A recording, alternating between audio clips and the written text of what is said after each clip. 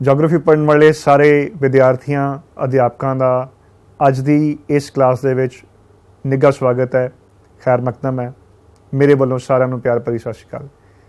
ਪਿਆਰੇ ਵਿਦਿਆਰਥੀਓ, ਅੱਜ ਅਸੀਂ ਆਪਣਾ 3rd ਚੈਪਟਰ ਜਿਹੜਾ ਹੈ 12ਵੀਂ ਦੇ ਸਿਲੇਬਸ ਦਾ ਉਹਦੀ ਸ਼ੁਰੂਆਤ ਕਰਨ ਜਾ ਰਹੇ ਹਾਂ ਛੁੱਟੀਆਂ ਤੋਂ ਬਾਅਦ ਵਿੱਚ। ਉਹ ਹੈ ਹਿਊਮਨ ਡਿਵੈਲਪਮੈਂਟ ਇੰਡੈਕਸ ਜਾਂ ਮਨੁੱਖੀ ਵਿਕਾਸ ਸੂਚਕਾਂਕ। ਇਹ ਮਨੁੱਖੀ ਵਿਕਾਸ ਸੂਚਕਾਂਕ ਤੁਹਾਡੇ ਸਿਲੇਬਸ ਦਾ ਇੱਕ ਬੜਾ ਅਹਿਮ ਹਿੱਸਾ ਹੈ। ਇਹ ਟੌਪਿਕ ਇਸ ਲਈ ਸ਼ਾਮਿਲ ਕੀਤਾ ਗਿਆ ਹੈ ਤੁਹਾਡੀ ਕਿਤਾਬ ਦੇ ਵਿੱਚ ਕਿ ਵਿਦਿਆਰਥੀਆਂ ਨੂੰ ਹਿਊਮਨ ਡਿਵੈਲਪਮੈਂਟ ਦੀ ਸਮਝ ਆ ਸਕੇ ਕਿ ਉਹ ਹੈ ਕੀ, ਕਿਉਂਕਿ ਇਹ ਟੌਪਿਕ ਨਾ ਸਿਰਫ ਤੁਹਾਡੇ ਇਮਤਿਹਾਨਾਂ ਲਈ ਜ਼ਰੂਰੀ ਹੈ, ਸਗੋਂ ਇਹ ਤੁਹਾਡੀ ਸਮਝ ਲਈ ਵੀ ਬਹੁਤ ਜ਼ਿਆਦਾ ਜ਼ਰੂਰੀ ਹੈ।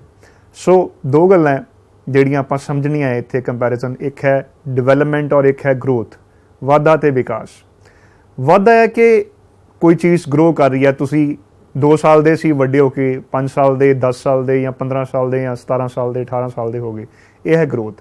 ਡਿਵੈਲਪਮੈਂਟ ਹੈ ਤੁਹਾਡਾ ਕੁਆਲਿਟੀ ਤੁਹਾਡੇ ਅੰਦਰ ਕਿੰਨੀ ਇੰਪਰੂਵ ਹੋਈ, ਤੁਹਾਡੀ ਐਜੂਕੇਸ਼ਨ ਕਿੰਨੀ ਇੰਪਰੂਵ ਹੋਈ, ਤੁਹਾਨੂੰ ਸਮਝ ਕਿੰਨੀ ਆਈ, ਤੁਹਾਡੇ ਜੀਵਨ ਦਾ ਜਿਹੜਾ ਰਹਿਣ ਸਹਿਣ ਦਾ ਪੱਧਰ ਹੈ ਉਹ ਕਿੰਨਾ ਕੁ ਬਿਹਤਰੀਨ ਹੋਇਆ। ਸੋ ਜਿਹੜਾ ਵਾਧਾ ਹੈ, ਗਰੋਥ ਹੈ, ਉਹ ਨੈਗੇਟਿਵ ਜਾਂ ਪੋਜ਼ੀਟਿਵ ਹੀ ਹੋ ਸਕਦਾ ਹੈ। ਜਾਂ ਤਾਂ ਉਹ ਨੈਗੇਟਿਵ ਹੋਏਗਾ ਵਾਧਾ ਜਾਂ ਉਹ ਪੋਜ਼ੀਟਿਵ ਹੋਏਗਾ। ਬਟ ਜਿਹੜੀ ਡਿਵੈਲਪਮੈਂਟ ਹੈ ਉਹ ਹਮੇਸ਼ਾ ਕੁਆਲਿਟੀ ਬੇਸਡ ਚੇਂਜ ਔਰ ਪੋਜ਼ੀਟਿਵ ਹੋਏਗੀ, ਸਿਰਫ ਧਨਾਤਮਕ ਹੋਏਗੀ। ਹੁਣ ਇਹ ਜਿਹੜਾ ਹਿਊਮਨ ਡਿਵੈਲਪਮੈਂਟ ਇੰਡੈਕਸ ਦਾ ਜੋ ਸਿਧਾਂਤ ਹੈ, ਇਹ 2 ਬੜੇ ਇੰਪੋਰਟੈਂਟ ਇਕੋਨੋਮਿਸਟ ਹੋਏ ਆ, ਅਰਥ ਸ਼ਾਸਤਰੀ ਹੋਏ ਆ। ਡਾਕਟਰ ਮਹਿਬੂਬੁਲ ਹਕ, ਜਿਨ੍ਹਾਂ ਦਾ ਜਨਮ ਅਣਵੰਡੇ ਪੰਜਾਬ ਦੇ ਵਿੱਚ ਗੁਰਦਾਸਪੁਰ ਵਿੱਚ ਹੋਇਆ ਸੀ, ਬਾਅਦ ਵਿੱਚ ਪਾਕਿਸਤਾਨ ਚਲੇ ਗਏ। ਔਰ ਦੂਸਰੇ ਸਨ ਨੋਬਲ ਇਨਾਮ ਜੇਤੂ ਡਾਕਟਰ ਅਮਰਤਿਆ ਸੇਨ। ਇਹਨਾਂ ਦੋਵਾਂ ਮਹਾਨ ਅਰਥ ਸ਼ਾਸਤਰੀਆਂ ਨੇ ਦੁਨੀਆ ਨੂੰ ਹਿਊਮਨ ਡਿਵੈਲਪਮੈਂਟ ਇੰਡੈਕਸ ਦਾ ਕਨਸੈਪਟ ਦਿੱਤਾ। ਇਹਨਾਂ ਅਨੁਸਾਰ ਵਿਕਾਸ ਦਾ ਮਤਲਬ ਹੈ ਕਿ ਲੋਕਾਂ ਦੇ ਕੋਲ ਆਪਣੇ ਜੀਣ ਲਈ ਚੋਇਸ ਕਿੰਨੀ ਆ, ਆਪਣੇ ਜੀਣ ਲਈ ਕਿੰਨੇ ਕੁ ਮੌਕੇ ਜ਼ਿਆਦਾ ਹਨ, ਉਹ ਕਿੰਨੀ ਕੁ ਸ਼ਾਨ ਦੇ ਨਾਲ ਆਪਣੀ ਜ਼ਿੰਦਗੀ ਲੰਬੀ ਤੇ ਖੁਸ਼ਹਾਲੀ ਨਾਲ ਜੀ ਸਕਦੇ ਆ। ਇਹ ਸਿਧਾਂਤ ਸਾਲ 1990 ਦੇ ਵਿੱਚ ਸ਼ੁਰੂ ਕੀਤਾ ਗਿਆ ਔਰ ਇਹਨੂੰ ਅਕਵਾਮੇ ਮੁਤਾਹਿਦਾ ਜਾਂ ਯੂਨਾਈਟਿਡ ਨੇਸ਼ਨ ਜਾਂ ਸੰਯੁਕਤ ਰਾਸ਼ਟਰ ਜੋ ਮਰਜ਼ੀ ਕਹਿ ਲਓ, ਉਹਨਾਂ ਨੇ ਅਪਣਾ ਲਿਆ। ਔਰ ਹਰ ਸਾਲ ਉਸ ਤੋਂ ਬਾਅਦ ਵਿੱਚ ਜਿਹੜਾ ਹੈ ਉਹ HDI ਜਾਂ ਹਿਊਮਨ ਡਿਵੈਲਪਮੈਂਟ ਇੰਡੈਕਸ ਦਾ ਜਿਹੜੀ ਕੈਲਕੂਲੇਸ਼ਨ ਹੈ, ਉਹਦੀ ਰੈਂਕਿੰਗ ਜੋ ਹੈ ਉਹ ਸ਼ਾਇਆ ਕੀਤੀ ਜਾਂਦੀ ਹੈ, ਉਹ ਨਸ਼ਰ ਕੀਤੀ ਜਾਂਦੀ ਹੈ ਔਨਲਾਈਨ ਇੰਟਰਨੈਟ 'ਤੇ। ਤੁਸੀਂ HDI ਸਾਲ 2020 2021 ਭਰ ਕੇ ਭਾਰਤ ਦਾ ਵੀ ਜਿਹੜਾ ਉਹ ਦੇਖ ਸਕਦੇ ਹਾਂ। ਆਪਾਂ ਅੱਜ ਦੀ ਇਸ ਕਲਾਸ ਦੇ ਵਿੱਚ ਇਹੀ ਡਿਸਕਸ ਕਰਾਂਗੇ। ਸਾਲ 1990 ਦੇ ਪਹਿਲਾਂ ਇਹ ਮੰਨਿਆ ਜਾਂਦਾ ਸੀ ਕਿ ਕੋਈ ਦੇਸ਼ ਖੁਸ਼ਹਾਲ ਤਾਂ ਹੋਏਗਾ ਜੇ ਉਹਦੇ ਕੋਲ ਪੈਸਾ ਬਹੁਤ ਜ਼ਿਆਦਾ ਹੈ। ਡਾਕਟਰ ਮਹਿਬੂਬੁਲ ਹਕ ਜਿਹੜੇ ਸੀ ਪਾਕਿਸਤਾਨ ਦੇ ਫਾਈਨੈਂਸ ਮਿਨਿਸਟਰ ਰਹੇ 1975 ਤੋਂ 1984-85 ਤੱਕ। ਔਰ ਉਹ ਕਹਿੰਦੇ ਕਿ ਮੈਂ ਇਹ ਸੋਚਦਾ ਸੀਗਾ ਕਿ ਜਿਸ ਮੁਲਕ ਕੋਲ ਪੈਸੇ ਬਹੁਤ ਜ਼ਿਆਦਾ ਆ, ਕਿਉਂਕਿ ਉਸ ਟਾਈਮ ਦੇ ਉੱਤੇ ਪਾਕਿਸਤਾਨ ਦੀ ਇਕਨੋਮੀ ਬੜੀ ਤੇਜ਼ੀ ਨਾਲ ਗਰੋ ਕਰਦੀ ਪਈ ਸੀ, ਤੇ ਸ਼ਾਇਦ ਮੇਰੇ ਦੇਸ਼ ਦੇ ਲੋਕ ਖੁਸ਼ਹਾਲ ਹੋਣਗੇ। ਔਰ ਉਹ ਕਹਿੰਦੇ ਜਦੋਂ ਇਲੈਕਸ਼ਨ ਹੋਈਆਂ ਤੇ ਉਹਨਾਂ ਦੀ ਪਾਰਟੀ ਬੜੀ ਬੁਰੀ ਤਰ੍ਹਾਂ ਹਾਰ ਗਈ। ਫਿਰ ਉਹਨਾਂ ਨੂੰ ਇਹ ਗੱਲ ਸਮਝ ਆਈ ਕਿ ਪੈਸਾ ਇਕੱਲਾ ਹੋਣਾ ਇਨਸਾਨ ਕੋਲ ਜਿਹੜਾ ਉਹ ਜ਼ਰੂਰੀ ਨਹੀਂ ਹੈ। ਪੈਸਾ ਬਹੁਤ ਕੁਝ ਹੁੰਦਾ ਹੈ, ਸਾਰਾ ਕੁਝ ਨਹੀਂ ਹੋ ਸਕਦਾ। ਸਿਰਫ ਪੈਸੇ ਨਾਲ ਇਨਸਾਨ ਖੁਸ਼ ਨਹੀਂ ਹੁੰਦਾ, ਉਹਨੂੰ ਖੁਸ਼ ਹੋਣ ਵਾਸਤੇ ਹੋਰ ਵੀ ਚੀਜ਼ਾਂ ਚਾਹੀਦੀਆਂ। ਕਿਹੜੀਆਂ-ਕਿਹੜੀਆਂ ਆਓ ਦੇਖਦੇ ਹਾਂ। ਸਭ ਤੋਂ ਪਹਿਲਾਂ ਤੇ ਕੁਆਲਿਟੀ ਆਫ ਲਾਈਫ, ਤੱਕ ਕਿ ਤੁਹਾਡੀ ਜੀਣ ਦਾ ਜਿਹੜਾ ਪੱਧਰ ਉਹ ਕਿੰਨਾ ਕੁ ਹੈ, ਕਿੰਨਾ ਬਿਹਤਰੀਨ ਹੈ, ਤੁਸੀਂ ਕਿੰਨੀ ਕੁ ਅੱਛੀ ਲਾਈਫ ਜੀ ਰਹੇ ਹੋ। ਦੂਸਰਾ ਹੈ ਤੁਹਾਡੇ ਕੋਲ ਮੌਕੇ ਕਿੰਨੇ, ਓਪਰਚੁਨਿਟੀਜ਼ ਕਿੰਨੀਆਂ, ਲੋਕਾਂ ਕੋਲ ਕਿੰਨੇ ਕੁ ਮੌਕੇ ਆ। ਕਿ ਅਗਰ ਤੁਸੀਂ ਗ੍ਰੈਜੂਏਟ ਹੋ ਗਏ, ਪੋਸਟ ਗ੍ਰੈਜੂਏਟ ਹੋ ਗਏ, ਤੁਸੀਂ IIT ਕਰ ਲਈ, BTech ਕਰ ਲਈ, MBA ਕਰ ਲਈ, ਜਾਂ ਕੋਈ ਵੀ ਤੁਹਾਡੀ ਕੁਆਲੀਫਿਕੇਸ਼ਨ ਹੋ ਗਈ, ਉਹਦੇ ਨਾਲ ਸੰਬੰਧਿਤ ਨੌਕਰੀ ਤੁਹਾਨੂੰ ਉਸੇ ਵੇਲੇ ਮਿਲ ਰਹੀ ਆ ਜਿੱਦਾਂ ਤੁਸੀਂ ਪਾਸ ਆਊਟ ਹੋ ਕੇ ਬਾਹਰ ਨਿਕਲ ਰਹੇ ਹੋ। ਹੁਣ ਇੱਕ ਇਨਸਾਨ ਨੇ ਆਪਣੀ ਜ਼ਿੰਦਗੀ ਦੇ 20-25 ਸਾਲ ਜਿਹੜੇ ਆ ਉਹ ਬਿਤਾਏ ਆਪਣੀ ਪੜ੍ਹਾਈ ਮੁਕੰਮਲ ਕਰਨ 'ਤੇ, ਔਰ ਉਸ ਵਿਦਿਆਰਥੀ ਦਾ ਔਰ ਉਹਦੇ ਮਾਪਿਆਂ ਦਾ ਕਿੰਨਾ ਜ਼ੋਰ ਲੱਗਾ, ਕਿੰਨੇ ਪੈਸੇ ਲੱਗੇ, ਮਿਹਨਤ ਵੀ ਕੀਤੀ। ਔਰ ਕੁਦਰਤੀ ਤੌਰ 'ਤੇ ਜਦੋਂ ਉਸ ਮਿਹਨਤ ਦਾ ਜਿਹੜਾ ਆ ਉਹ ਮੁੱਲ ਨਹੀਂ ਮਿਲੇਗਾ ਇਨਸਾਨ ਨੂੰ, ਕਿ ਉਹਨੂੰ ਜਦੋਂ ਉਹ ਨੌਕਰੀ ਦੀ ਮਾਰਕੀਟ 'ਚ ਜਾਏਗਾ, ਨੌਕਰੀ ਨਹੀਂ ਮਿਲੇਗੀ ਤਾਂ ਉਹਦਾ ਨਿਰਾਸ਼ ਹੋਣਾ, ਡਿਪਰੈਸ ਹੋਣਾ ਸੁਭਾਵਿਕ ਹੈ, ਇਹਦੇ ਵਿੱਚ ਕੋਈ ਦੋ ਰਾਏ ਨਹੀਂ। ਸੋ ਓਪਰਚੁਨਿਟੀਜ਼ ਦਾ ਹੋਣਾ ਬੜਾ ਜ਼ਰੂਰੀ, ਮੌਕਿਆਂ ਦਾ ਹੋਣਾ ਬੜਾ ਜ਼ਰੂਰੀ ਹੈ ਇੱਕ ਅੱਛੀ ਜ਼ਿੰਦਗੀ ਵਾਸਤੇ, ਤਾਂ ਹੀ ਉਹ ਖੁਸ਼ਹਾਲੀ ਨਾਲ ਜ਼ਿੰਦਗੀ ਜੀ ਸਕੇਗਾ। ਔਰ ਤੀਸਰਾ ਹੈ ਟੂ ਇੰਜੋਏ ਫਰੀਡਮ। ਸਾਡੇ ਸੰਵਿਧਾਨ ਦਾ ਆਰਟੀਕਲ 21B ਜਿਹੜਾ ਹੈ ਉਹ ਰਾਈਟ ਟੂ ਫਰੀਡਮ ਦਿੰਦਾ ਹੈ ਕਿ ਕੋਈ ਵੀ ਇਨਸਾਨ ਆਪਣੀ ਮਰਜ਼ੀ ਨਾਲ ਖੁੱਲ੍ਹ ਕੇ ਜ਼ਿੰਦਗੀ ਜੀ ਸਕੇ, ਜਿਸ ਤਰ੍ਹਾਂ ਉਹਦਾ ਦਿਲ ਕਰਦਾ ਉਹ ਜੀ ਸਕੇ। जब तक समाज या कानून दियां अननैसेसरली बंदिशां ਉਹਦੇ ਉੱਪਰ ਹੋਣਗੀਆਂ, ਉਹ ਖੁੱਲ੍ਹ ਕੇ ਇੱਕ ਆਜ਼ਾਦ ਪਰਿੰਦੇ ਦੀ ਤਰ੍ਹਾਂ ਉਡਾਨ ਨਹੀਂ ਭਰ ਸਕੇਗਾ, ਤਾਂ ਉਹ ਖੁਸ਼ਹਾਲ ਜ਼ਿੰਦਗੀ ਕਿੱਦਾਂ ਉਸ ਨੂੰ ਅਸੀਂ ਆਖ ਸਕਦੇ ਹਾਂ। ਸੋ ਇਹਦੇ ਵਿੱਚ ਤਿੰਨ ਚੀਜ਼ਾਂ ਜਿਹੜੀਆਂ ਉਹ ਜ਼ਰੂਰੀ ਹਨ। ਇੱਕ ਤਾਂ ਇਨਸਾਨ ਦੀ ਸਿਹਤ ਬੜੀ ਅੱਛੀ ਹੋਣੀ ਚਾਹੀਦੀ ਹੈ। ਤੁਸੀਂ ਦੇਖੋ ਕਿ ਪਿਛਲੇ ਕੁਝ 50 ਸਾਲਾਂ ਦੇ ਵਿੱਚ ਜਿਸ ਤਰ੍ਹਾਂ ਕੁਦਰਤੀ ਸਾਧਨਾਂ ਦਾ ਜਿਹੜਾ ਆ ਉਹ ਘਾਣ ਕੀਤਾ ਗਿਆ, ਸਾਡੀ ਹਵਾ ਪੋਲਿਊਟਡ ਹੋ ਗਈ, ਗੰਦੀ ਹੋ ਗਈ, ਸਾਡਾ ਪਾਣੀ ਜਿਹੜਾ ਹੈ ਉਹ ਪੋਲਿਊਟਡ ਹੋ ਗਿਆ, ਸਾਡਾ ਮਿੱਟੀ ਜਿਹੜੀਆਂ ਹਨ ਮਿੱਟੀਆਂ ਉਹ ਬਾਂਝ ਹੋ ਗਈਆਂ, ਖਰਾਬ ਹੋ ਗਈਆਂ, ਸਾਡੀਆਂ ਜੋ ਫਲ ਸਬਜ਼ੀਆਂ ਅਸੀਂ ਖਾ ਰਹੇ ਹਾਂ ਉਹਦੇ ਉੱਪਰ ਕੀਟਨਾਸ਼ਕਾਂ ਦਾ ਛਿੜਕਾਅ, ਉਹਦੇ ਉੱਪਰ ਖਾਦਾਂ ਦੀ ਵਰਤੋਂ, ਔਰ ਇਸ ਸਭ ਦੇ ਨਾਲ, ਔਰ ਦੁੱਧ ਦੇ ਵਿੱਚ ਮਿਲਾਵਟ, ਸਿੰਥੈਟਿਕ ਮਿਲਕ, ਹਰ ਚੀਜ਼ ਜਿਹੜੀ ਜ਼ਹਿਰੀਲੀ ਹੋ ਗਈ। ਸੋ ਇਹਨਾਂ ਦੇ ਨਾਲ ਪਿਛਲੇ ਕੁਝ 50 ਜਾਂ 60 ਸਾਲ ਦੇ ਅੰਤਰਾਲ ਦੇ ਵਿੱਚ ਅਗਰ ਪਿੱਛੇ ਅਸੀਂ ਝਾਤੀ ਮਾਰੀਏ, ਸਾਡੇ ਜਿਹੜੇ ਦਾਦਾ ਦਾਦੀ ਸੀਗੇ ਜਾਂ ਉਹਨਾਂ ਦੇ ਅੱਗੇ ਮਾਂ-ਬਾਪ ਸੀਗੇ, ਉਹਨਾਂ ਦੀ ਸਿਹਤ ਔਰ ਸਾਡੀ ਸਿਹਤ ਔਰ ਸਾਡੇ ਜਿਹੜੇ ਵਿਦਿਆਰਥੀ ਆ ਔਰ ਉਹਨਾਂ ਦੀ ਜਿਹੜੀ ਉਹਨਾਂ ਤੋਂ ਅਗਲੀ ਜਿਹੜੀ ਪੀੜ੍ਹੀ ਛੋਟੇ ਛੋਟੇ ਬੱਚੇ ਆ, ਉਹਨਾਂ ਦੀ ਸਿਹਤ ਦਾ ਬਹੁਤ ਅੰਤਰ ਹੈ, ਬਹੁਤ ਫਰਕ ਹੈ। ਅੱਜ ਤੁਸੀਂ ਅਗਰ ਨੈਸ਼ਨਲ ਫੈਮਿਲੀ ਹੈਲਥ ਸਰਵੇ ਦੀ ਗੱਲ ਕਰੀਏ ਤਾਂ 90% ਜਿਹੜੀਆਂ ਔਰਤਾਂ ਆ ਭਾਰਤ ਦੇ ਅੰਦਰ ਉਹ ਐਨੀਮਿਕ ਹੈ, ਉਹਨਾਂ ਦੇ ਅੰਦਰ ਖੂਨ ਦੀ ਕਮੀ ਹੈ, ਮਾਲ ਨਰਿਸ਼ਡ ਹੈ ਬੱਚੇ ਸਾਡੇ। ਆਲਮੋਸਟ 58%, ਮੋਰ ਦੈਨ ਹਾਫ, ਅੱਧੇ ਤੋਂ ਜ਼ਿਆਦਾ ਬੱਚੇ ਸਾਡੇ ਮਾਲ ਨਰਿਸ਼ਡ ਹੈ, ਮਤਲਬ ਕਿ ਉਹਨਾਂ ਨੂੰ ਉਹ ਕੁਪੋਸ਼ਣ ਦਾ ਸ਼ਿਕਾਰ ਹੈ, ਜਿੰਨੀ ਖੁਰਾਕ ਉਹਨਾਂ ਨੂੰ ਚਾਹੀਦੀ ਉਹ ਮਿਲ ਨਹੀਂ ਰਹੀ। ਸੋ ਸਿਹਤ ਕਿੱਦਾਂ ਅੱਛੀ ਹੋ ਸਕਦੀ ਹੈ। ਦੂਸਰੀ ਚੀਜ਼ ਐਜੂਕੇਸ਼ਨ ਹੈ। ਤਾਲੀਮ ਜਾਂ ਪੜ੍ਹਾਈ ਜਿਹੜੀ ਹੈ ਉਹ ਕਿਸੇ ਇਨਸਾਨ ਦੀ ਜ਼ਿੰਦਗੀ ਲਈ ਬਹੁਤ ਜ਼ਿਆਦਾ ਜ਼ਰੂਰੀ ਹੈ। ਪੜ੍ਹਾਈ ਦਾ ਕੀ ਮਤਲਬ ਹੈ? ਐਜੂਕੇਟ ਹੋਣਾ ਔਰ ਲਿਟਰੇਟ ਹੋਣ ਦੇ ਵਿੱਚ ਬੜਾ ਫਰਕ ਹੈ। ਤੁਹਾਡੇ ਕੋਲ ਡਿਗਰੀਆਂ ਵੀ ਆ ਗਈਆਂ, ਤੁਸੀਂ ਗ੍ਰੈਜੂਏਟ ਵੀ ਹੋ ਗਏ, BA ਵੀ ਕਰ ਲਈ, MA ਵੀ ਕਰ ਲਈ, ਜਾਂ ਕੋਈ ਵੀ ਤਾਲੀਮ ਹਾਸਿਲ ਕਰ ਲਈ, ਪਰ ਜਦ ਤੱਕ ਸਾਨੂੰ ਸਮਝ ਨਹੀਂ ਆਉਂਦੀ ਆਪਣੀ ਜ਼ਿੰਦਗੀ ਜੀਣ ਦੀ, ਸਹੀ ਔਰ ਗਲਤ ਦੇ ਵਿੱਚ ਫਰਕ ਕਰਨਾ ਨਹੀਂ ਆਇਆ, ਉਸ ਤਾਲੀਮ ਦਾ ਕੀ ਅਰਥ ਹੈ? ਸੋ ਪੜ੍ਹਾਈ ਸਾਨੂੰ ਇਹੀ ਸਿਖਾਉਂਦੀ ਹੈ ਕਿ ਕੀ ਸਹੀ ਔਰ ਕੀ ਗਲਤ, ਉਹਦੇ 'ਚ ਕਿਸ ਤਰ੍ਹਾਂ ਅਸੀਂ ਅੰਤਰ ਕਰਨਾ।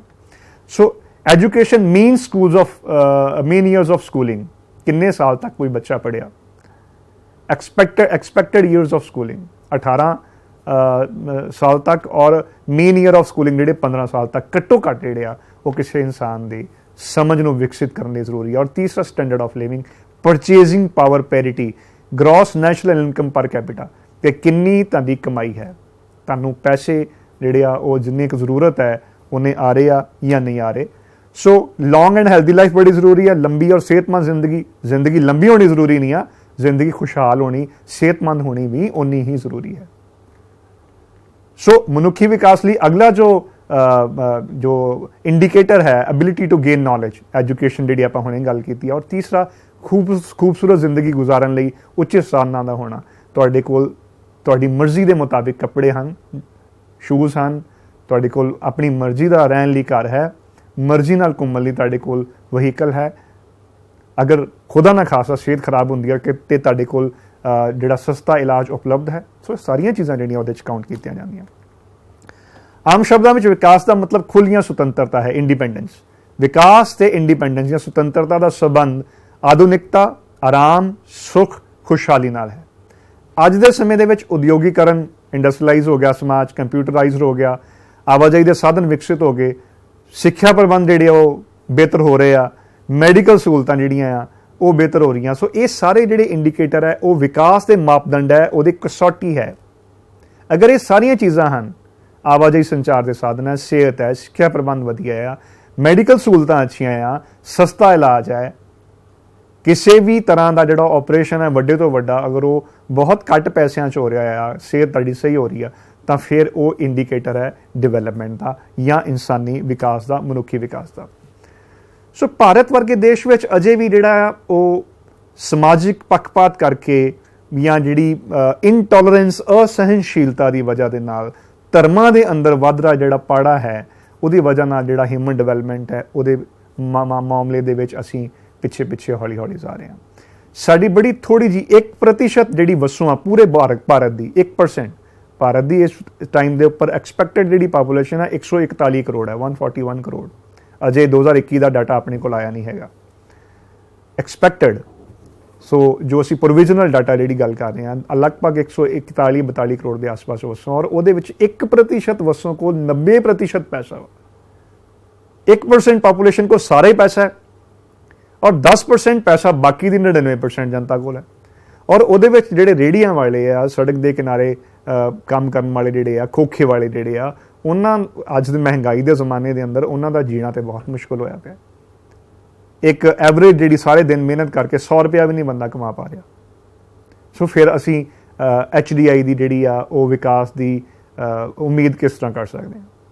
ਸੋ ਵਿਕਾਸ ਦੀ ਘਾਟ ਜਿਹੜੀ ਆ ਉਹ ਸਮਾਜ ਦੇ ਸਾਰੇ ਹਿੱਸਿਆਂ ਤੇ ਅਸਰ ਪਾਉਂਦੀ ਹੈ। ਸਮਾਜ ਦੇ ਅੰਦਰ ਜੋ ਡਿਸਕ੍ਰਿਮੀਨੇਸ਼ਨ ਹੈ, ਪਾੜਾ ਹੈ, ਪੱਖਪਾਤ ਹੈ, ਉਹ ਵੱਧਦਾ ਹੈ। ਬਹੁਤ ਸਾਰੀਆਂ ਬੁਰਾਈਆਂ, ਜਰਾਇਮ ਪੇਸ਼ਾ ਲੋਕ ਜਿਹੜੇ ਬਣਦੇ ਆ, ਜੁਰਮਾਂ ਦੇ ਵਿੱਚ ਵਾਧਾ ਹੁੰਦਾ ਆ, ਕਿਉਂਕਿ ਕਿਸੇ ਵੀ ਇਨਸਾਨ ਨੇ ਰੋਟੀ ਤੇ ਖਾਣੀ, ਅਗਰ ਉਹਦੇ ਕੋਲ ਮੀਨ ਜਿਹੜਾ ਉਹ ਪੈਸੇ ਨਹੀਂ ਹੈਗੇ ਜੀਣ ਵਾਸਤੇ, ਤਾਂ ਉਹ ਕੋਈ ਨਾ ਕੋਈ ਗਲਤ ਪਾਸੇ ਉਹ ਜਾਏਗਾ ਹੀ ਜਾਏਗਾ। ਇਹ ਕੁਦਰਤੀ ਗੱਲ ਹੈ। ਸੋ ਇਸ ਲਈ ਜ਼ਰੂਰੀ ਹੈ ਕਿ ਅੱਛੀ ਤਾਲੀਮ, ਅੱਛੀ ਸਿਹਤ ਔਰ ਤੁਹਾਡੇ ਕੋਲ ਐਨਫ ਮੀਨਸ ਆਫ ਜਿਹੜੇ ਲਿਵਿੰਗ ਹੈ, ਪੈਸਾ ਹੈ, ਉਹ ਤਿੰਨੇ ਚੀਜ਼ਾਂ ਦਾ ਹੋਣਾ ਬੜਾ ਜ਼ਰੂਰੀ ਹੈ। ਇੰਪੋਰਟੈਂਸ ਕੀ ਹੈ? ਅਗਰ ਕਿਸੇ ਦੇਸ਼ ਨੇ ਤਰੱਕੀ ਕਰਨੀ ਆ ਤੇ ਉਹਦੀ ਹਿਊਮਨ ਡਿਵੈਲਪਮੈਂਟ ਜਿਹੜੀ ਆ ਉਹ ਹੋਣੀ ਬੜੀ ਜ਼ਰੂਰੀ ਹੈ, ਕਿਉਂਕਿ ਲੋਕ ਪੜ੍ਹੇ ਲਿਖੇ ਹੋਣਗੇ ਤਾਂ ਉਹ ਦੇਸ਼ ਦਾ ਜਿਹੜਾ ਬਾਸ਼ਿੰਦਾ ਹੈ ਉਹ ਜ਼ਿਆਦਾ ਤਰੱਕੀ ਕਰੇਗਾ, ਦੇਸ਼ ਦੇ ਵਿਕਾਸ ਦੇ ਵਿੱਚ ਜ਼ਿਆਦਾ ਬਿਹਤਰੀਨ ਤਰੀਕੇ ਨਾਲ ਹਿੱਸਾ ਆਪਣਾ ਪਾ ਸਕੇਗਾ। ਸੋ ਇਹਦਾ ਨਿਸ਼ਾਨਾ ਮਨੁੱਖੀ ਗੁਣਾਂ 'ਚ ਸੁਧਾਰ ਲਿਆਉਣਾ। ਇਹ ਤਾਂ ਹੀ ਸੰਭਵ ਹੈ ਕਿ ਜਿਹੜੇ ਇਨਸਾਨ ਦੇ ਜਿੰਨੇ ਵੀ ਲੋੜੀਂਦੇ ਪੱਖ ਹੈ, ਜਿੰਨੇ ਵੀ ਜ਼ਰੂਰੀ ਜਿਹੜੇ ਆਸਪੈਕਟਸ ਹੈ, ਜਿੱਦਾਂ ਮੈਂ ਦੱਸਿਆ ਹੈਲਥ, ਐਜੂਕੇਸ਼ਨ, ਸਕੂਲਿੰਗ, ਇਹਦੇ ਵਿੱਚ ਜਿਹੜਾ ਹੈ ਉਹ ਵਾਧਾ ਹੋਣਾ ਬੜਾ ਜ਼ਰੂਰੀ ਹੈ। ਸੋ ਮਨੁੱਖੀ ਵਿਕਾਸ ਵਸੋਂ ਦੇ ਵਾਧੇ ਦੀ ਦਰ ਨੂੰ ਘਟਾਉਂਦਾ ਆ, ਇਹ ਆਪਾਂ ਅੱਗੇ ਹੁਣੇ ਸਮਝਾਂਗੇ ਇਸ ਲਾਈਨ ਨੂੰ। ਪ੍ਰਦੂਸ਼ਣ ਨੂੰ ਘੱਟ ਕਰਦਾ ਆ, ਮਨੁੱਖੀ ਜ਼ਿੰਦਗੀ ਨੂੰ ਆਰਾਮਦਾਇਕ ਤੇ ਸੁਹਾਵਣਾ ਵਾਤਾਵਰਨ ਪ੍ਰਦਾਨ ਕਰਨ 'ਚ ਸਹਾਇਤਾ ਕਰਦਾ ਹੈ, ਸਮਾਜਿਕ ਬੁਰਾਈਆਂ ਦਾ, ਗਰੀਬੀ ਦਾ ਖਾਤਮਾ ਕਰਦਾ ਆ, ਤੇ ਜਿਹੜਾ ਪੋਲੀਟੀਕਲ ਔਰ ਸੋਸ਼ਲ ਬੈਲੈਂਸ ਹੈ, ਰਾਜਨੀਤਿਕ ਤੇ ਸਮਾਜਿਕ ਸੰਤੁਲਨ ਨੂੰ ਹੋਰ ਜ਼ਿਆਦਾ ਮਜ਼ਬੂਤ ਕਰਦਾ ਆ, ਸਟਰੋਂਗ ਕਰਦਾ ਹੈ। ਸੋਸ਼ਲ ਬੌਂਡਿੰਗ ਜਿਹੜੀ ਉਹ ਸਾਡੀ ਸਟਰੋਂਗ ਹੁੰਦੀ ਹੈ। 4 ਪਿਲਰ ਅਕਸਰ ਇਹ ਪ੍ਰਸ਼ਨ ਜਿਹੜਾ ਆ ਉਹ ਪੇਪਰ ਦੇ ਵਿੱਚ ਆ ਜਾਂਦਾ ਹੈ ਕਿ ਮਨੁੱਖੀ ਵਿਕਾਸ ਦੇ ਥੰਮ ਕਿਹੜੇ ਆ।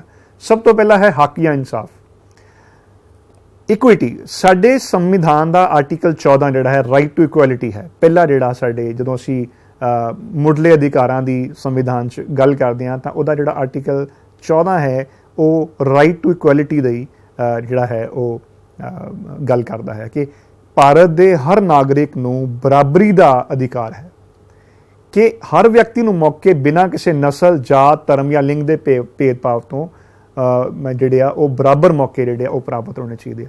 ਇਹ ਨਹੀਂ ਹੈ ਕਿ ਕਿਸੇ ਇਨਸਾਨ ਨੂੰ ਤਾਂ ਮੌਕਾ ਮਿਲ ਗਿਆ ਨੌਕਰੀ ਦਾ ਜਾਂ ਪੜ੍ਹਾਈ ਦਾ ਤੇ ਦੂਸਰਾ ਜਿਹੜਾ ਹੈ ਉਹ ਵਾਂਝਾ ਰਹਿ ਗਿਆ। ਇਹ ਅਗਰ ਹੈ ਤਾਂ ਉਹ ਦੇਸ਼ ਦੇ ਵਿੱਚ HDI ਜਿਹੜੀ ਉਹ ਬਿਹਤਰੀਨ ਨਹੀਂ ਹੋ ਸਕਦੀ।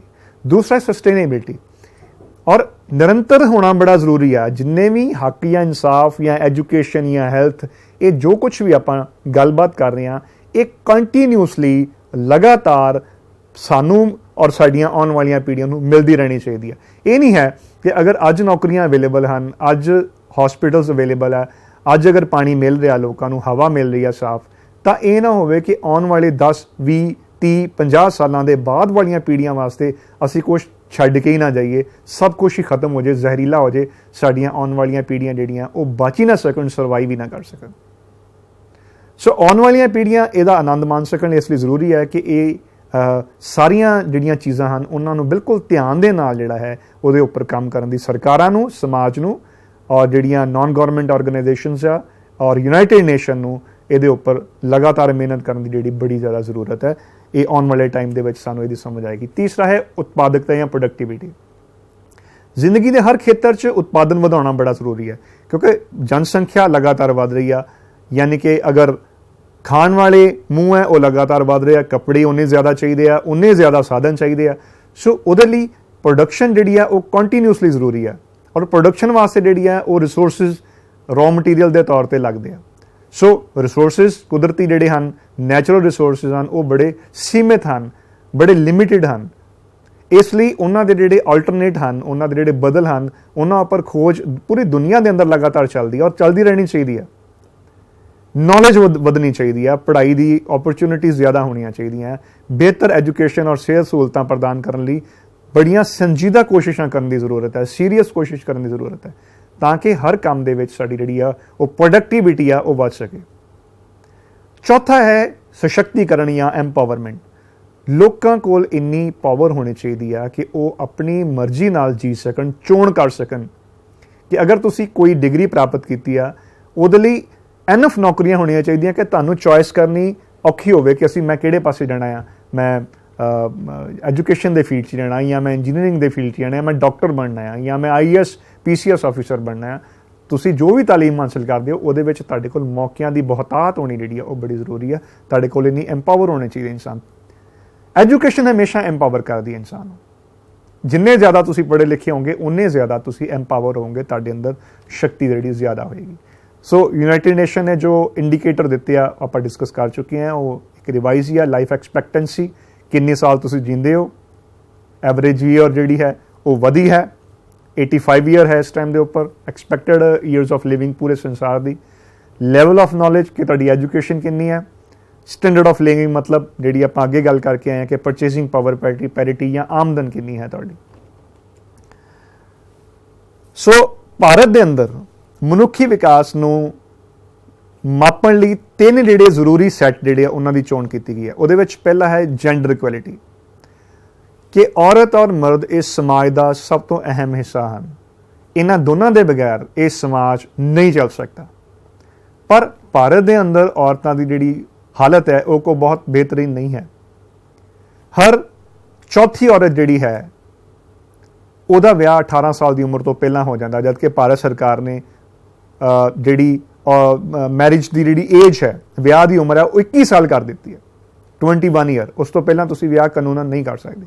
पर हर चौथी लड़की भारत के जिहड़ी आ उहदा विआह जिहड़ा 18 साल की उम्र तो पहला हो जाता, 12, 13, 14 साल की उम्र हो जाता। हर तीसरी औरत जिहड़ी है वो डोमैस्टिक वायलेंस का, घरेलू हिंसा का शिकार है। हर दूसरी लड़की जिहड़ी है वो ईव टीजिंग का या मोलेस्टेशन की शिकार है। हर औरत भारत के अंदर अपनी आज़ादी नाल घूम नहीं सकती। अजे भी उसनू सिक्योरिटी की जरूरत पैंदी, वो सेफ महसूस कराउण लई सानू समाज नू, सरकारां नू बहुत जोर लाउणा पेगा, बहुत मेहनत करनी पेगी। सो भारत के अंदर नहीं सिर्फ पूरी दुनिया के अंदर औरत नू अपनी मर्जी नाल जीण दा, अपनी मर्जी दी नाल तालीम हासिल करन दा, अपनी मर्जी की नौकरी हासिल करन दा जिहड़ा वो पूरा हक साडा संविधान भी दिंदा, साडे धर्म भी दिंदे। गुरु नानक देव जी की तुक असीं अक्सर ही कोट करते हैं कि सो क्यों मंदा आखिए जित च मेरा जान। ये गल्लां तो बहुत होंदियां, पर हकीकत दे विच ये किन्नी क सिरे चढ़दी है गल, ये तुहानूं सारिआं नूं पता है। सो इसलिए तुहानूं सारिआं नूं, विद्यार्थियों नूं, अध्यापकों नूं, समाज नूं जागृत करना पएगा। जरूरत है इस गल की कि समाज नूं अवेयर किया जाए कि औरत और मर्द जिहड़े वो बराबर है, उहदे विच बिल्कुल भी डिस्क्रिमिनेशन या पक्षपात जिहड़ा वो नहीं होना चाहिए। भारत 190 देशों की जिहड़ी लिस्ट है उहदे 123वें नंबर ते आ, पिछे चला गया। 2020 117वें नंबर ते सीगा जेंडर इक्वलिटी इंडेक्स दे विच। फीमेल अचीवमेंट के मामले च असीं पिछे हाँ। ह्यूमन पॉवर्टी इंडीकेटर 107 देशों की सूची से आप 94 नंबर ते हाँ। अजे भी पॉवर्टी साडे देश वध रही है, गरीबी वध रही है भारत के अंदर। प्रेस फ्रीडम इंडेक्स के मामले च असीं 142वें नंबर ते आ गए हाँ। प्रेस की आज़ादी के मामले च असीं पाकिस्तान तो भी पिछे। सो ਇਹਦੇ ਨਾਲ होर भी कई तत्त ਜਿਹੜੇ शामिल किए गए जिवें बर्थ रेट, जन्म दर, मौत दर, डैथ रेट, बाल मौत दर, चाइल्ड मोर्टैलिटी रेशो, पोषण ते जन्म समय जीवन संभावना वर्गे सेहत नाल संबंधित मापदंड, लंबी उम्र वर्गे तत्त ਜਿਹੜੇ ਉਹ असर पाउंदे आ।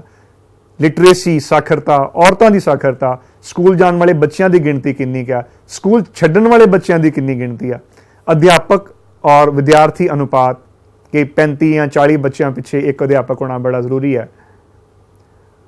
सो आमदन तुहाडी कितनी आ, रोजगार मिल रहा कि नहीं मिल रहा, पर कैपिटा जिहड़ी तुहाडी डोमैस्टिक प्रोडक्शन है वो कितनी है, GDP जिहड़ी वो कितनी है, गरीबी दी घटनावां कितनियां हो रही, रोजगार के मौके कितने हो रहे। सो ये सारे कुल मिला के जिहड़ी आ एक तस्वीर जिहड़ी वो पेश करदे आ। हुण HDI किदां कैलकुलेट किया जाता है? HDI बराबर है हैल्थ इंडिसेस, एजुकेशन इंडिसेस और इनकम इंडिसेस, सेहत, पढ़ाई ते आमदन। So it is equal to health into education into income. इस तरह इनू कैलकुलेट किया जाता है। मेन ईयर्स ऑफ स्कूलिंग, मनुखी विकास HDI की जिहड़ी कीमत है 0 तो 1 के विचकार होंदी है। जिन्ना कोई इंडैक्स 1 के नेड़े होएगा उन्ना ही वो देश उपर होएगा। जिन्ना असीं ਇੱਕ ਤੋਂ ਦੂਰ ਹੋਵਾਂਗੇ, ਜ਼ੀਰੋ ਦੇ ਨੇੜੇ ਹੋਵਾਂਗੇ, ਉਨਾ ਹੀ ਅਸੀਂ ਪਿੱਛੇ ਹੋਵਾਂਗੇ। ਸੋ ਇਸ ਵਕਤ ਨਾਰਵੇ ਦਾ ਜਿਹੜਾ HDI ਹੈ ਦੁਨੀਆ 'ਚ ਸਭ ਤੋਂ ਉੱਪਰ ਹੈ ਪਿਛਲੇ ਕਈ ਸਾਲਾਂ ਤੋਂ। ਸੋ ਹਿਊਮਨ ਡਿਵੈਲਪਮੈਂਟ ਇੰਡੈਕਸ ਦੇ ਮਾਮਲੇ ਦੇ ਵਿੱਚ ਨਾਰਵੇ ਨੰਬਰ 1 ਹੈ, ਦੁਨੀਆ 'ਚ ਪਹਿਲੇ ਨੰਬਰ ਤੇ ਆ। ਆਇਰਲੈਂਡ ਦੂਸਰੇ ਨੰਬਰ ਤੇ ਆ। ਅੱਗੇ ਆਪਾਂ ਲਿਸਟ ਦੇਖਦੇ ਹਾਂ।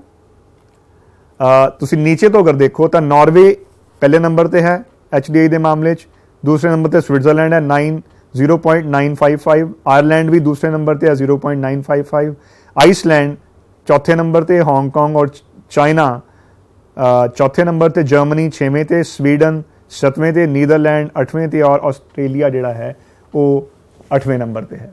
ਸੋ ਇਹ ਪਹਿਲੇ 10 ਦੇ ਵਿੱਚ ਜਿਹੜੇ ਟੌਪ 10 ਕੰਟਰੀਜ਼ ਜਿਹੜੇ ਹਨ HDI ਦੇ ਮਾਮਲੇ ਦੇ ਵਿੱਚ ਉਹ ਸਭ ਤੋਂ ਉੱਪਰ। ਭਾਰਤ ਦਾ ਜਿਹੜਾ ਇੰਡੈਕਸ ਹੈ ਸਾਲ 2020, ਉਸ ਤੋਂ ਬਾਅਦ ਵਿੱਚ ਡਾਟਾ ਜਿਹੜਾ ਹੈ HDI ਦਾ ਆਇਆ ਨਹੀਂ, ਵੈਸੇ ਨਵੰਬਰ ਦੇ ਵਿੱਚ ਹਰ ਸਾਲ ਜਿਹੜਾ ਆਉਂਦਾ ਹੈ। ਇਹਦੇ ਵਿੱਚ ਭਾਰਤ ਦਾ ਜਿਹੜਾ ਇੰਡੈਕਸ ਹੈ 131ਵਾਂ ਹੈ। ਤੁਹਾਡੀ ਕਿਤਾਬ ਦੇ ਵਿੱਚ ਵੀ ਇਹੀ ਲਿਖਿਆ ਹੋਇਆ ਹੈ। ਸੋ 131 ਰੈਂਕ ਹੈ ਭਾਰਤ ਦਾ HDI ਦੇ ਮਾਮਲੇ ਦੇ ਵਿੱਚ 199 ਦੇਸ਼ਾਂ ਦੇ ਵਿੱਚ, 189 ਕੰਟਰੀਜ਼ ਦੇ ਵਿੱਚ। So among 189 India is at 131 rank. ਇਹ ਕੁਝ 10 ਮੁਲਕ ਆ ਜਿਹੜੇ ਸਭ ਤੋਂ ਪਿੱਛੇ ਹੈ। ਇਹਦੇ ਵਿੱਚ ਤੁਸੀਂ ਦੇਖੋ ਸਭ ਤੋਂ ਪਿੱਛੇ ਐਟੀਰੀਆ, Mozambique, ਸੀਰਾਲੋਨ, Burkina Faso, Mali, South Sudan, Burundi, Chad, Central African Republic. ਇਹ ਸਾਰੇ ਮੁਲਕ ਜਿਹੜੇ ਆ ਅਗਰ ਤੁਸੀਂ ਦੇਖੋ ਤੇ ਅਫਰੀਕਾ ਦੇ ਹੈ, ਅਫਰੀਕਾ ਮਹਾਦੀਪ ਦੇ ਮੁਲਕ ਹਨ ਸਾਰੇ। ਨਕਸ਼ੇ ਦੇ ਵਿੱਚ ਅਗਰ ਅਸੀਂ ਦੇਖੋ ਤੁਸੀਂ ਜਿੰਨਾ ਅਗਰ ਗ੍ਰੀਨ ਕਲਰ ਹੈ ਇਹ ਸਾਰੇ ਹਾਈ HDI ਵਾਲੇ ਮੁਲਕ ਹਨ। ਸੋ ਇਹਦੇ ਵਿੱਚ ਨਕਸ਼ੇ ਨੂੰ ਦੇਖਣਾ ਜਿਹੜਾ ਹੈ ਆਪਾਂ, ਕਿਉਂਕਿ ਤੁਹਾਡਾ ਜਿਹੜਾ ਬੁੱਕ ਦਾ ਸਿਲੇਬਸ ਹੈ ਉਹਦੇ ਵਿੱਚ ਆਪਾਂ ਦੁਨੀਆ ਦੀ ਵੀ ਗੱਲ ਕੀਤੀ ਆ, HDI ਦੇ ਮਾਮਲੇ ਦੇ ਵਿੱਚ ਭਾਰਤ ਦੀ ਵੀ ਗੱਲ ਕੀਤੀ। ਸੋ ਦੋਵੇਂ ਜਿਹੜੇ ਟੌਪਿਕ ਇਹ ਆਪਾਂ ਨੂੰ ਐਗਜ਼ਾਮੀਨੇਸ਼ਨ ਵਾਸਤੇ ਤਿਆਰ ਕਰਨ ਦੀ ਜ਼ਰੂਰਤ ਹੈ। ਸੋ ਤੁਸੀਂ ਦੇਖੋ ਅਮਰੀਕਾ, ਇੱਧਰ ਚਿਲੀ, ਇੱਧਰ ਯੂਰਪ ਦੇ ਸਾਰੇ ਆਲਮੋਸਟ ਦੇਸ਼ ਜਿਹੜੇ ਹਨ, ਈਵਨ ਸਾਊਦੀ ਅਰੇਬੀਆ ਤੁਸੀਂ ਦੇਖੋ, ਆਸਟ੍ਰੇਲੀਆ, ਨਿਊਜ਼ੀਲੈਂਡ ਔਰ ਜਾਪਾਨ, ਇਹ ਸਾਰੇ ਹਾਈ HDI ਵਾਲੇ ਮੁਲਕ ਹੈ ਜਿਹਦਾ HDI ਜ਼ਿਆਦਾ ਹੈ। ਆਪਾਂ ਲਿਸਟ ਹੋਣੇ ਦੇਖ ਕੇ ਹਟੇ ਹਾਂ। ਜਿਹਦਾ ਕਲਰ ਜਿੰਨਾ ਜ਼ਿਆਦਾ ਡਾਰਕ ਹੈ, ਰੈੱਡ, ਮੈਰੂਨ, ਯੈਲੋ, ਭਾਰਤ ਵੀ ਤੁਸੀਂ ਦੇਖੋ 131ਵੇਂ ਰੈਂਕ ਤੇ। ਇਹ ਸਾਰੇ ਘੱਟ HDI ਵਾਲੇ ਮੁਲਕ ਹੈ, ਯਾਨੀ ਕਿ ਇੱਥੇ ਨਾ ਤੇ ਲੋਕਾਂ ਨੂੰ ਸਹੀ ਐਜੂਕੇਸ਼ਨ ਮਿਲ ਰਹੀ ਹੈ, ਨਾ ਲੋਕਾਂ ਨੂੰ ਇੱਥੇ ਸਹੀ ਸਿਹਤ ਸਹੂਲਤਾਂ ਅਵੇਲੇਬਲ ਹੈ, ਨਾ ਲੋਕਾਂ ਦੀ ਇਨਕਮ ਹੈ, ਗਰੀਬੀ ਬਹੁਤ ਜ਼ਿਆਦਾ ਹੈ। ਸੋ ਲੋਕੀ ਆਪਣੀ ਮਰਜ਼ੀ ਨਾਲ ਇੱਕ ਡੀਸੈਂਟ ਲਾਈਫ ਨਹੀਂ ਜੀ ਪਾ ਰਹੇ।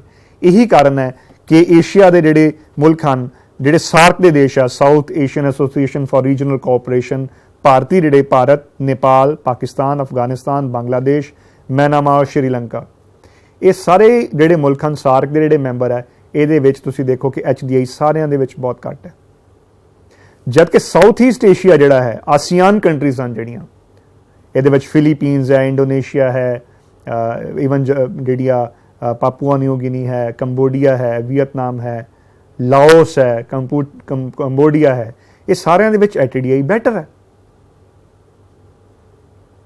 ਸਾਰੇ ਕੰਟਰੀ ਜਿਹੜੇ ਹਨ ਉਹ ਇਕੁਏਟਰ ਦੇ ਨੇੜੇ ਹੈ,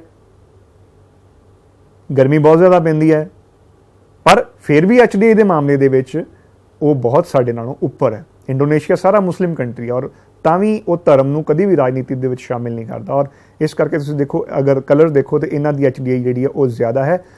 ਸਾਊਥ ਏਸ਼ੀਅਨ ਜਿਹੜੇ ਕੰਟਰੀਜ਼ ਹਨ ਉਹਨਾਂ ਦੀ ਜਿਹੜੀ HDI ਉਹ ਘੱਟ ਹੈ ਅਗਰ ਕੰਪੈਰੀਜ਼ਨ ਕਰੀਏ। ਸਾਊਥ ਅਮਰੀਕਾ ਦੇ ਸਾਰੇ ਦੇਸ਼, ਰਸ਼ੀਆ, ਚਾਈਨਾ, ਇਹ ਸਾਰੇ ਮੁਲਕਾਂ ਦੀ ਜਿਹੜੀ HDI ਹੈ ਉਹ ਜ਼ਿਆਦਾ ਬੈਟਰ ਹੈ ਸਾਡੇ ਨਾਲੋਂ। ਸੋ ਅਸੀਂ ਬੜੇ ਮਾਮਲਿਆਂ ਦੇ ਵਿੱਚ ਪਿੱਛੇ ਹਾਂ। ਭਾਰਤ ਦੇ ਵਿੱਚ ਗੱਲ ਕਰਦੇ ਹਾਂ ਆਪਾਂ ਕਿ ਭਾਰਤ ਦੇ ਵਿੱਚ ਕਿਹੜੀ ਸਟੇਟ ਦੀ HDI ਜਿਹੜੀ ਆ ਉਹ ਜ਼ਿਆਦਾ ਆ। ਭਾਰਤ ਦੇ ਵਿੱਚ ਜਿਹੜੀ ਹੈ ਉਹ ਸਾਲ 2019 ਦੇ ਵਿੱਚ ਜਿਹੜਾ ਡਾਟਾ ਸਾਡੇ ਕੋਲ ਆਇਆ ਸੀਗਾ, ਉਹਦੇ ਵਿੱਚ ਕੇਰਲ ਲਗਾਤਾਰ HDI ਦੇ ਮਾਮਲੇ ਦੇ ਵਿੱਚ ਭਾਰਤ ਦੇ ਵਿੱਚ ਸਭ ਤੋਂ ਮੋਹਰੀ ਹੈ। ਹੁਣ ਤੁਸੀਂ ਦੇਖੋ ਕੇਰਲ ਦੇ ਵਿੱਚ ਜਿਹੜਾ ਲਿਟਰੇਸੀ ਰੇਟ ਹੈ ਸਭ ਤੋਂ ਜ਼ਿਆਦਾ ਹੈ। 2011 ਦੇ ਅੰਕੜਿਆਂ ਦੇ ਮੁਤਾਬਿਕ 96% ਸੀ, ਹੁਣ 100% ਹੋ ਗਿਆ। ਨਵੇਂ ਜਿਹੜੇ ਡਾਟੇ ਸਾਡੇ ਕੋਲ ਆ ਜਾਣਗੇ। ਜੈਂਡਰ ਇਕੁਐਲਿਟੀ ਦੇ ਇੰਡੈਕਸ ਦੇ ਵਿੱਚ ਕੇਰਲ ਸਭ ਤੋਂ ਉੱਪਰ, ਸੈਕਸ ਰੇਸ਼ੋ ਦੇ ਵਿੱਚ ਕੇਰਲ ਸਭ ਤੋਂ ਉੱਪਰ। ਜਿੰਨੀ ਜ਼ਿਆਦਾ ਲੋਕੀ ਲਿਟਰੇਟ ਹੋਣਗੇ, ਪੜ੍ਹੇ ਲਿਖੇ ਹੋਣਗੇ, ਐਜੂਕੇਸ਼ਨ ਹੋਣਗੇ, ਉਨਾ ਹੀ ਔਰਤਾਂ ਨਾਲ ਜਿਹੜਾ ਹੈ ਉਹ ਡਿਸਕ੍ਰਿਮੀਨੇਸ਼ਨ ਜਾਂ ਪੱਖਪਾਤ ਉਹ ਘੱਟ ਹੋਏਗਾ। ਕੇਰਲ ਸਭ ਤੋਂ ਉੱਪਰ ਹੈ। ਚੰਡੀਗੜ੍ਹ ਸਾਡੀ ਪੰਜਾਬ ਔਰ ਹਰਿਆਣੇ ਦੀ ਜਿਹੜੀ ਸਾਂਝੀ ਰਾਜਧਾਨੀ ਹੈ ਉਹਦੇ ਵਿੱਚ ਉਹ 2 ਨੰਬਰ ਤੇ ਹੈ। ਗੋਆ ਤੀਸਰੇ ਨੰਬਰ ਤੇ। ਲਕਸ਼ਦੀਪ ਟਾਈਨੀ 34 ਆਈਲੈਂਡਸ ਦਾ ਜਿਹੜਾ ਸਮੂਹ ਹੈ, ਟਾਪੂਆਂ ਦਾ ਸਮੂਹ ਹੈ ਅਰਬ ਸਾਗਰ ਦੇ ਵਿੱਚ, ਉਹ ਚੌਥੇ ਨੰਬਰ ਤੇ। ਦਿੱਲੀ दारुल उलूम साडी जिहड़ी राजधानी है भारत की, वो 5वें नंबर। अंडमान निकोबार द्वीप समूह 6वें नंबर ते। पुडुचेरी ये तुसी देखो यूनियन टैरेटरीज हैं जिहड़ी है, लक्षद्वीप है, चंडीगढ़ है, अंडमान निकोबार है, पुडुचेरी। हिमाचल प्रदेश 8वें नंबर ते, पंजाब 9वें नंबर ते। सो पंजाब का जिहड़ा इंडैक्स है तुसी देखो कि पंजाब पिछे खिसक गया। 80s के दौर दे विच पंजाब जिहड़ा है वो HDA के मामले काफ़ी अगे दूसरे या तीसरे नंबर पर सीगा, पर असी हुण काफ़ी पिछे खिसक गए। सो पंजाब दे विच भी इन्हां सारे इंडीकेटर्स के उपर HDI के जिहड़े आपां गल करके आए, इन्हां दे उत्ते सख्त मेहनत करने की जरूरत है। तुहानूं एज ए स्टूडेंट लगातार मेहनत करने की जरूरत है, पढ़न की जरूरत है, तालीम चंगी हासिल करने की जरूरत है, और उत्ते उत्ते तुहाडा हक भी है। सो तुहाडे अध्यापक बेहतरीन हैं, ज़हीन इंसान हैं। सो उन्हां दी मदद लो, मेहनत करो, वो तुहानूं सही रस्ता दिखा सकते हैं कि की पढ़ना है की नहीं पढ़ना, किहड़े खेतर दे विच तुसीं ज़्यादा बेहतर कर सकते हो। एक अध्यापक नूं अपने विद्यार्थी दे मैंटल लैवल का, उहदे शौक का पता चंगी तरह पता होंदा है। ईवन अध्यापक नूं माँ बाप तो ज़्यादा बैटर पता होंदा अपने विद्यार्थी का। सो उन्हां दी मदद लो और लगातार जिहड़े वो मेहनत करते रहो। हरियाणा 12वें नंबर ते, मिजोरम जिहड़ा है वो 13वें नंबर ते है। जिहड़े मीडियम HDI वाले राज हैं सूबे हैं, उहदे महाराष्ट्र मणिपुर 15वें ते, जम्मू कश्मीर 17वें दे उपर, उत्तराखंड 18। सो इस तरह तुसीं देखो कि आंध्र प्रदेश 27वें नंबर ते आलमोस्ट। और जिहड़े घट HDI वाले सूबे है उहदे विच तुसीं देखो वैस्ट बंगाल सब तो जिहड़ा 28वें नंबर ते, और सब तो पिछे जिहड़े दो सूबे साडे उत्तर प्रदेश ते बिहार। हालांकि एरिए के लिहाज नाल सब तो वड्डा सूबा जिहड़ा है वो राजस्थान है। जदों दा उत्तराखंड बनया, यूपी जिहड़ा वो कंपैरेटिवली एरिया वाइज उस तो घट है, बट यूपी तुसीं देखो कि काफ़ी पिछे, और उस तो भी पिछे बिहार है जिहड़ा किसी जमाने दे विच अपने नालंदा विश्व विद्यालय लई, यूनीवर्सिटी लई दुनिया 'च फेमस सी। दूरों दूरों मुल्कां तो लोग उत्थे पढ़न आउंदे सीगे। Magadh famous seat of learning सीगा। भारत का अगर नक्शा आप देखिए तो ये ध्यान अगर दिओ, साल 2018 का जोड़ा नक्शा है, 2019 के डाटे की आप गल कर लीए, केरल सब तो उपर है, गोवा जोड़ा वो भी तुसीं देखो। साउथ इंडियन स्टेट्स जी अगर आप आंध्र प्रदेश को छड्ड दईए तो ये सारियां बैटर कर रही HDI के मामले दे विच। नॉर्थ इंडिया दे विच पंजाब, हरियाणा ते हिमाचल प्रदेश दे are doing much better than the average. Tripura, Sikkim HDI के मामले बैटर कर रहे हैं।